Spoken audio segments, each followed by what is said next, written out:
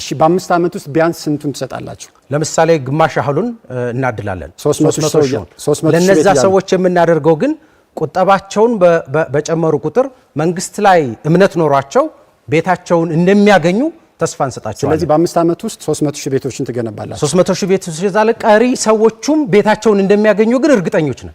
ሰላም ጤና ይስጥልኝ ውድ ቤተሰቦች፣ ዛሬ ደግሞ እስቲ ትንሽ ቁጭት የቀላቀለበት ጨዋታ እንጫወት። በተለይ የ2005 20/80 እና 40/60 የትዕግስት ተሸላሚዎች የሆናችሁ ይህ ቪዲዮ ለእናንተ ነው። በቅርቡ ፖለቲከኞች በ5 አመት ውስጥ 500 ሺህ እና 1 ሚሊዮን ቤት እንገነባለን ሲሉ ሰምታችኋል።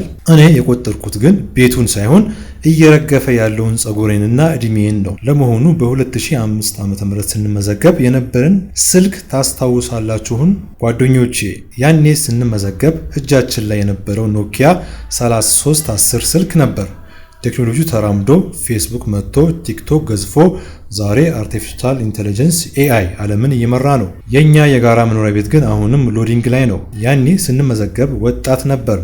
ዛሬ ግን ልጆቻችን ደግሞ መቼ ነው የራሳችን ቤት የሚኖረን ብለው ሲጠይቁን መንግስት ሲመረጥ እያልን ተረት እነግራቸዋለን። ልጆቻችን እንኳን እኛን አምነው ተስፋ ቆርጠዋል። ክርክሩን አያችሁት አይደል? ልክ እንደ ጨረታ ነው።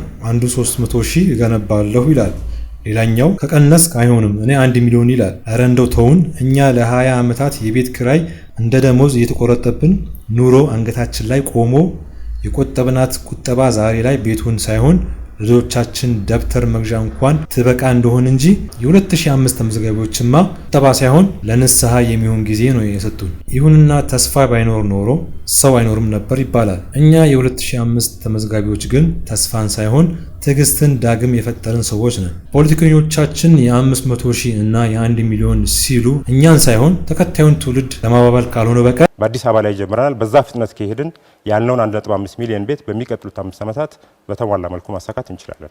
እኛ ብንመረጥ በአዲስ አበባ ላይ 500 ሺህ ቤቶችን በመንግስት በኩል እንገነባለን። በምን ያህል ጊዜ ውስጥ? በ5 ዓመት ውስጥ 500 ሺህ ቤቶችን እንገነባለን። በአመት 100 ሺህ ትገነባላችሁ ማለት ነው?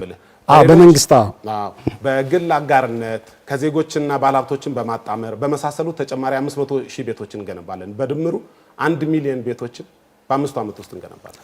ለማንኛውም በርቱ። ተስፋ ስለሰጣችሁን እናመሰግናለን። ተስፋው ደግሞ ወደ ቁልፍ የሚቀየርበትን ቀን በጉጉት እንጠብቃለን። ውድ ተካዮቻችን፣ እናንተስ የ2005 ተመዝጋቢዎች ናችሁ? በእነዚህ አዳዲስ ቃል ኪዳኖች ላይ ያላችሁ አስተያየት ምንድን ነው? ከታች ኮሜንት መስጫው ላይ አጋሩን። ቪዲዮውን ላይክ እና ሼር ማድረጋችሁን አትርሱ። በሚቀጥለው ቪዲዮ እስክንገናኝ ቸርን ሰንብት።